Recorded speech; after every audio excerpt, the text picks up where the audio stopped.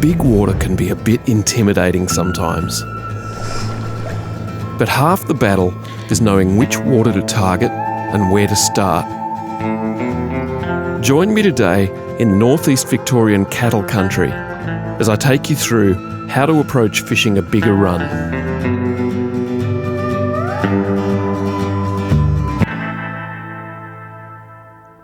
Well, good morning, guys.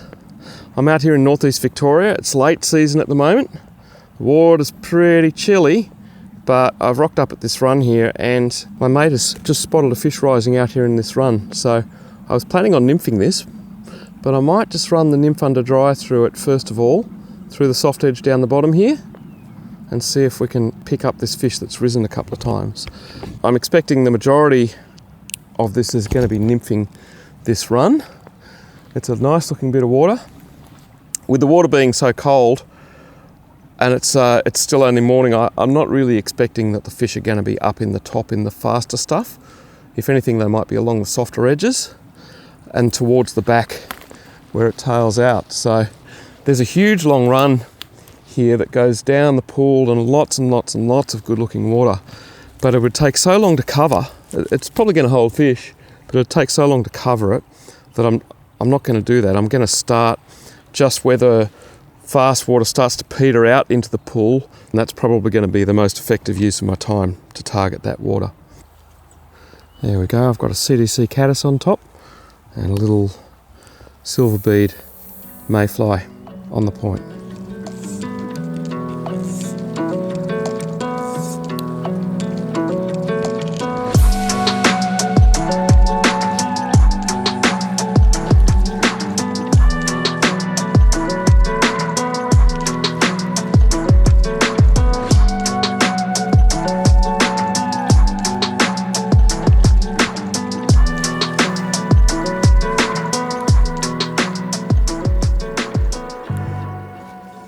There's a couple of soft bubble lines up the inside edge here.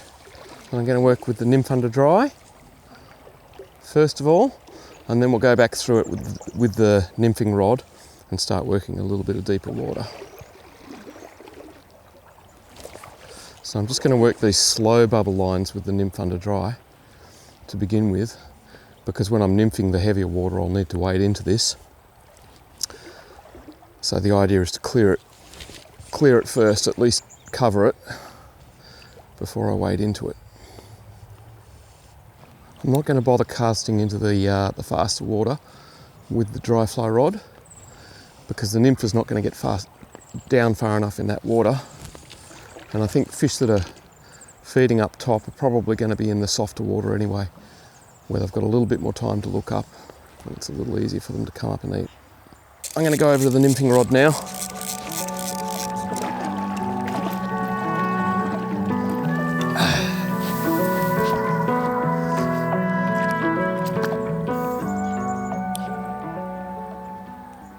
So I've got a double nymph rig on here. I've got a silver bead pheasant tail with an orange collar on the point, and on the top dropper I've got more of a hare's ear tag pattern with an orange tail on it. I've been finding this week that the hare's ear has been working really well. I don't know whether it's the pink bead or the orange tag, but this time of year when the fish are starting to think about spawning, those oranges and pinks seem to me to be a bit of an aggression trigger for the fish. So let's see how we go with that.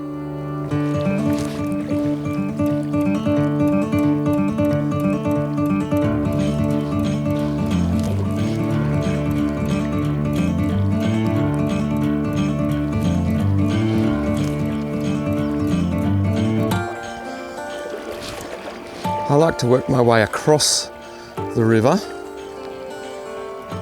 like this in a sort of comb-like fashion. So I'll work straight across horizontally across the river, then work my way back to the bank, move upstream a little bit, and then work across again. It's a good sort of effective way of gridding out a section of water.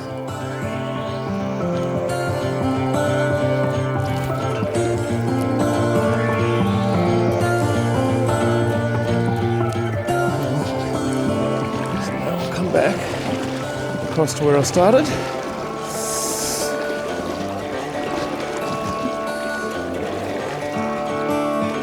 Take a few steps upstream, depending on how much water you're covering with each cast.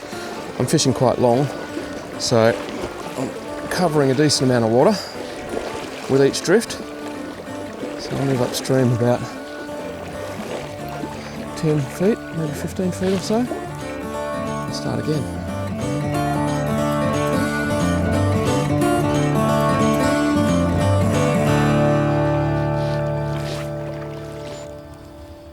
Starting to get some softer, deeper water on the inside now. There's usually a bit of a pool when you get a run like this. It's usually a bit of a deepest part of the pool up there on the inside run. So as I'm moving up the pool, I'm just coming a little bit wider and covering that deeper water on the inside bend.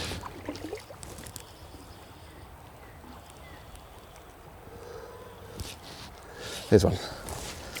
Little guy was in there.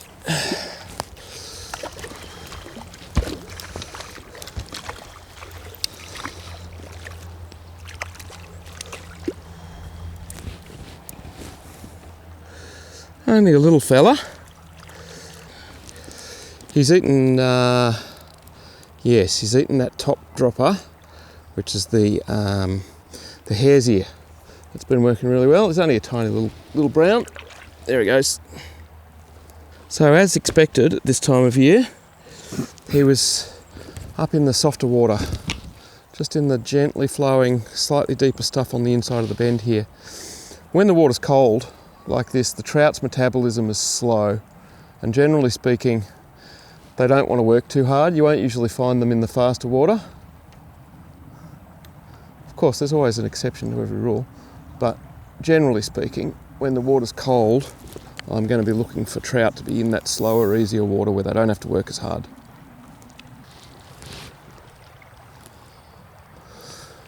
As I'm working my way across the pool, I'm trying to position myself so that my upstream cast is basically in line with my extended rod tip, and that's going to give me the best drift. That's why it's important when you're Euro nymphing to use your feet, move your body position is really critical to how good your drift is going to be. If you just stand in the one place and fan cast across the whole river, you're not going to be getting the best drifts. Okay, come back across. I can see that most of the deep water is in here where this water slows down. I imagine further up there's going to be fish sitting off the edge where the run comes in and then it drops into the deeper water on this side. They'll be able to sit there on the shelf and feed.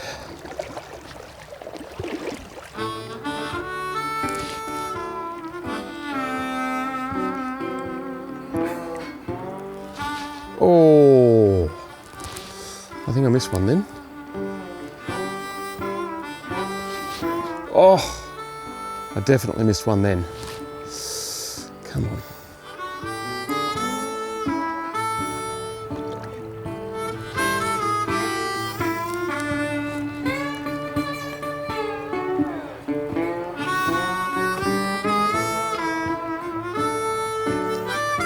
There's one.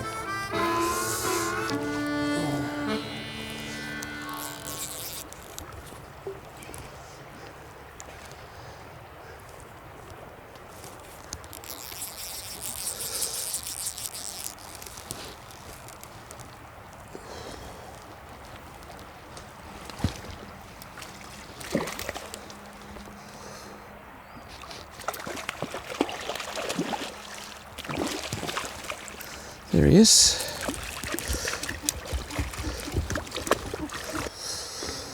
It's a slightly better brown this time. He's taken the hare's ear on the top dropper. There he is. All right, let's let him go.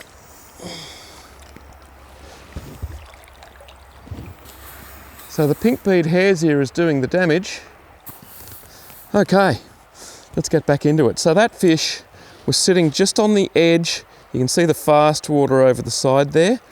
he was sitting just on the edge of where it slows down, which is where the rock shelf there that the riffles are coming over is dropping into the cutaway pool on the inside here.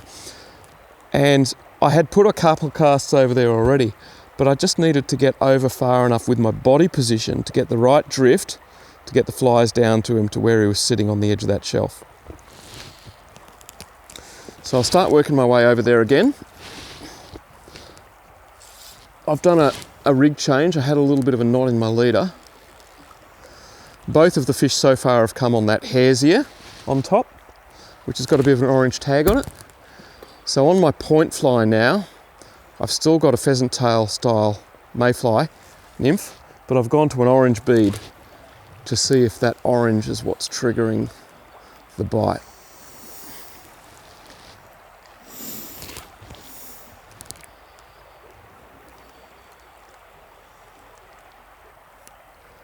Oh, so my rod tip just broke.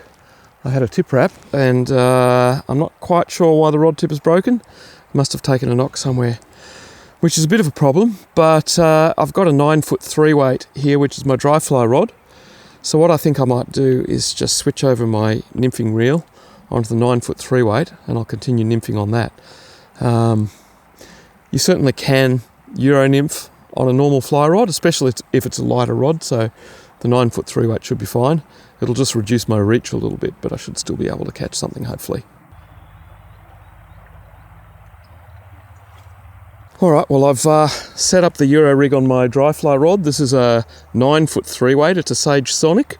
I haven't fished Euro on this before, but let's see how it goes. I'm sure it'll work alright. It'll just limit my reach a little bit, but I think it'll work okay.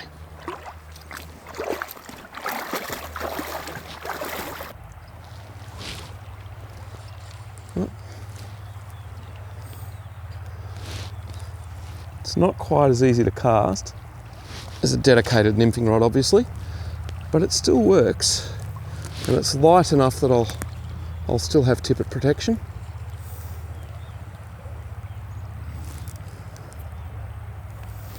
I'm not sure how much you guys can see on camera there, but I'm still able to fish a good sort of 25 feet away with a 9-foot rod.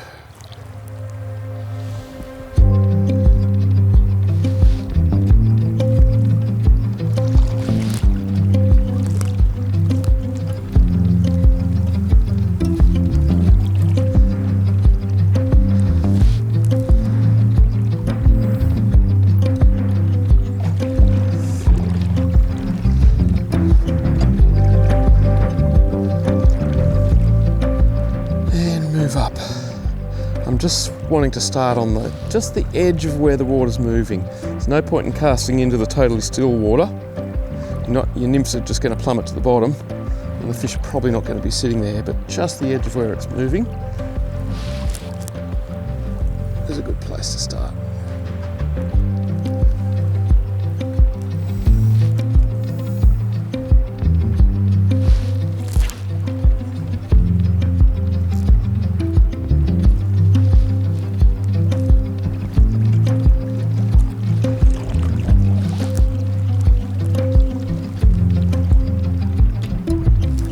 There's a fish. That's a better one. Just trying to keep tension on him.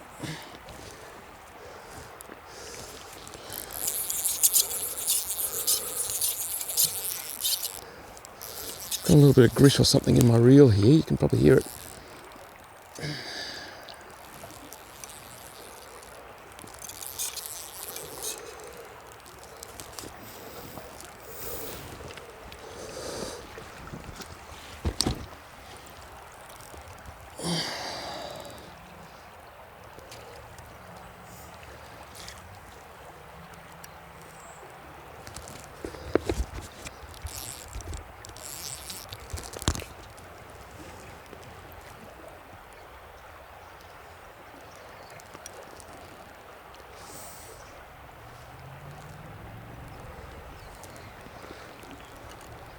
I'm not going to rush this fish, just going to let him play out a little bit. He's a nice brown. Oh, he's got tangled up. He's wrapped up in the leader now. All right. There we go.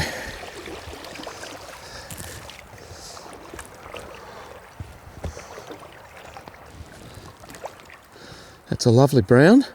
It was definitely worthwhile changing to that orange bead on the point fly. You can see he's eaten that orange beaded pheasant tail on the point there. All right, let's get this guy back in the water.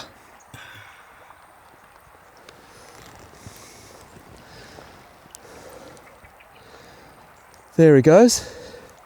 There he goes. Beautiful fish. Well, just goes to show you can definitely Euro-nymph effectively on a dry fly rod. It's a little bit harder to work with. You haven't quite got the range.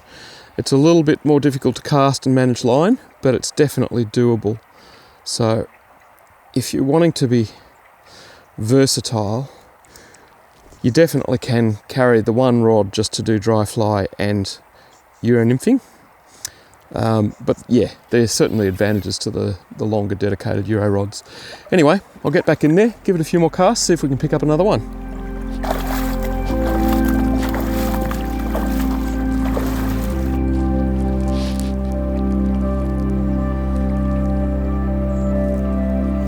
Ooh.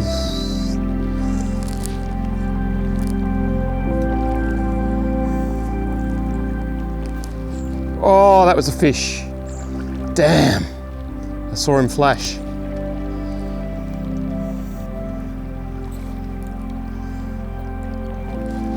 There's one.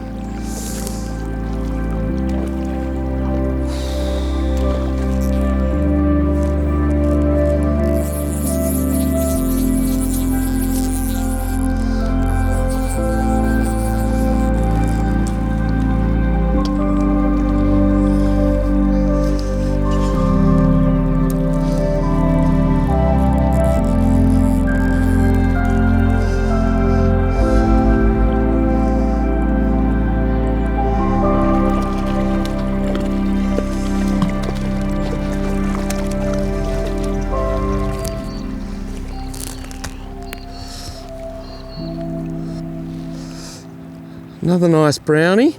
He's eaten the little orange tag hare's ear on top again this time. Lovely little fish.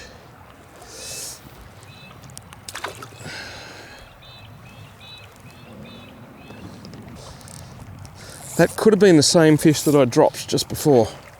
It was in a very similar place and about the same size, so it might have been the same fish. I'm not sure.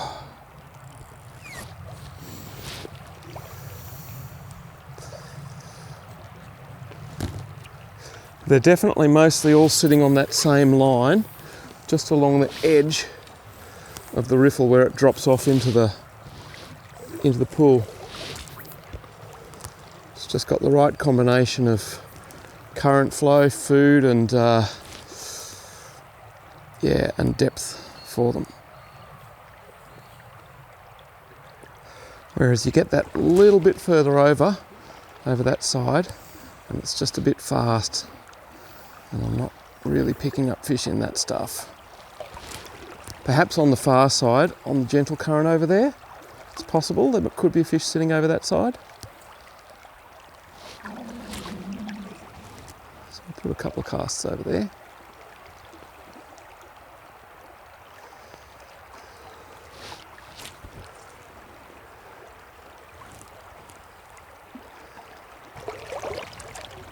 Come back out, work up a little bit.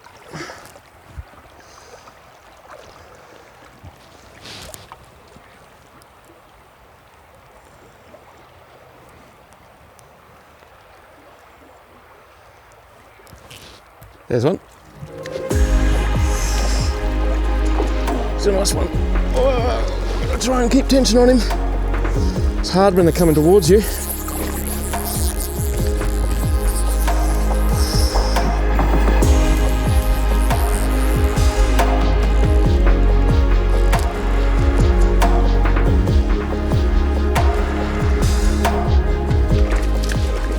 Oh, straight in the net.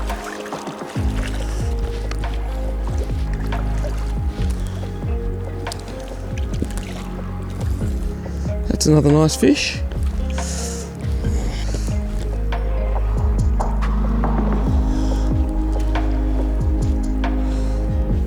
Flies out. He ate the orange bead pheasant tail again that time. Oh, there he goes. All right, let's make our way back out again. Try to find roughly the spot where I was before and keep working it. This soft water at the top here, where it drops in on the inside bend, is often just a fantastic spot. In a pool, there's usually sort of gentler water on the inside for the fish to find.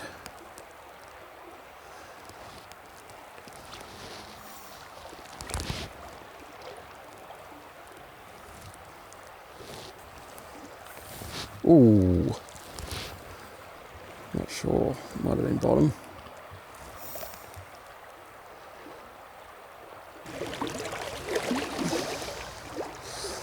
Let's try a couple over on the far edge.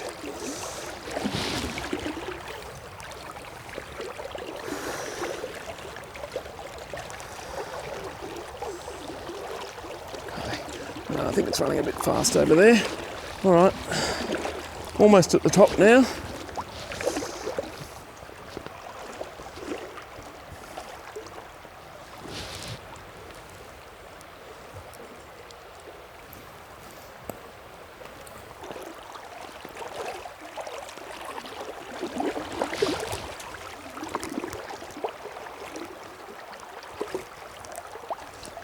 There's one.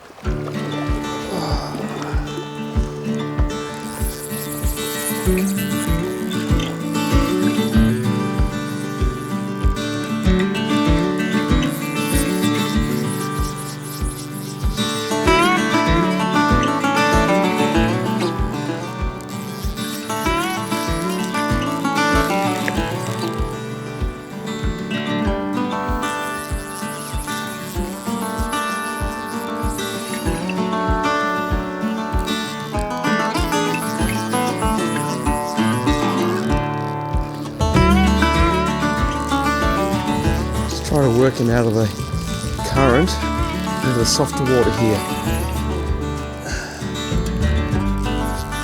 Oh, he's getting all wrapped up in the leader.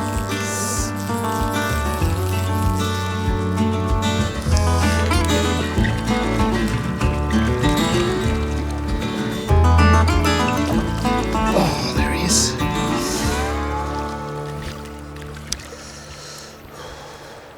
And the nice brown. There he is, lovely fish. He's eaten the hare's ear on top. Once again, there he is. Beautiful brown trout.